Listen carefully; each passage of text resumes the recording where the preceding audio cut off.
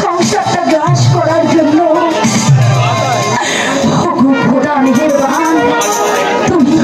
তুমি আমার সহায় থেকে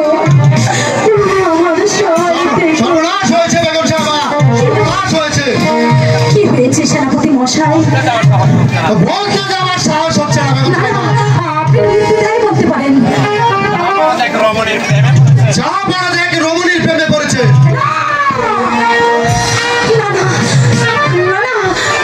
সেনাপতি মশাই, আপনি বুঝে ভুল করছেন। আমার স্বামী এরকম কাজ করতে পারে না, কাজ করতে পারে না। আমি তো বিশ্বাস করতে পারছি না। সেনাপতি সাহেব বলুন না, এখন কি করা যায়? শুনুন বেগম সাহেবা, আমাদের 5 গ্রামে মরলকে দিয়ে সেই শয়তানিকে সরিয়ে দিতে হবে। আমার সঙ্গে আসুন বেগম সাহেবা, গোপনে মরল সাহেবের সাথে সাক্ষাৎ করুন। হ্যাঁ হ্যাঁ,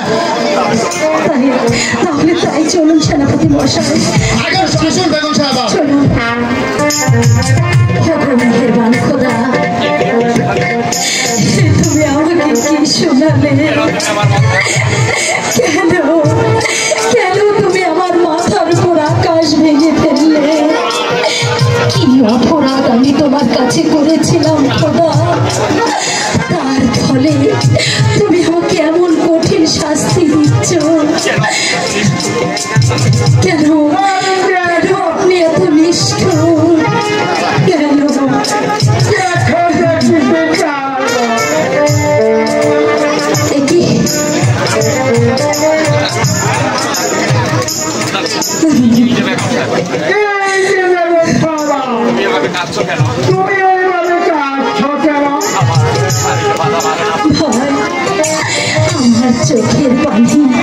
আমার চোখের পানি যে বাধা মানে না মরল সাহেব, দয়া করে আপনি আমার স্বামীকে ওই খারাপ পথ থেকে ফিরিয়ে আনুন মরল সাহেব।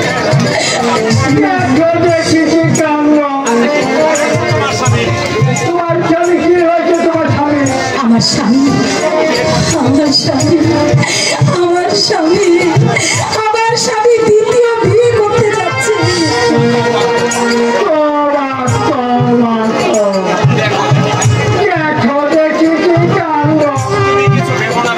তুমি কিছু দেবো না বেগম সাহেবা, আমি সব ব্যবস্থা করে দেব। আপনার না ধরে বলছি মরল সাহেব, দয়া করে আপনি আমাকে এই বিপদ থেকে বাঁচান।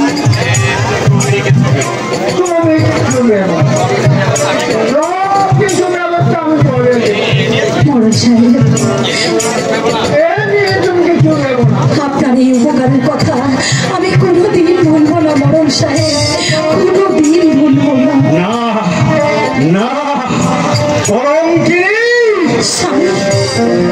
স্বামী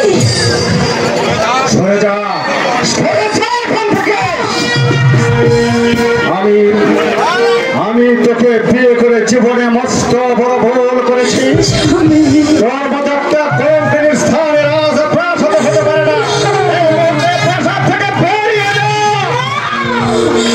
স্বামী না, তুমি কি বলছো স্বামী? অপরাধ আমি করেছি স্বামী, যার ফলে তুমি আমাকে এত বড় কঠিন শাস্তি দিচ্ছ। আমি ঠিকই বলছি শয়তানি,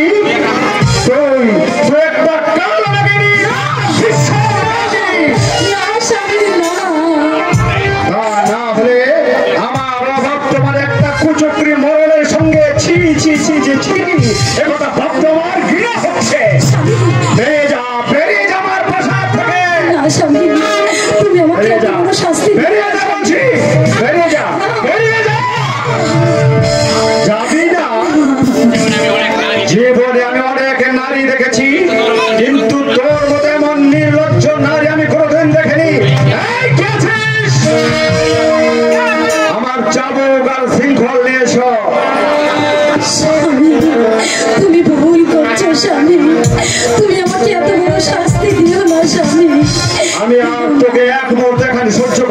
না, তুই এখন আমার চোখের সামন থেকে বেরিয়ে যা। বন্দি করো ওই কুচক্রী মরলকে, আর নিয়ে যা অন্ধকার কারা কক্ষে, নিয়ে যা অন্ধকার কারা কক্ষে।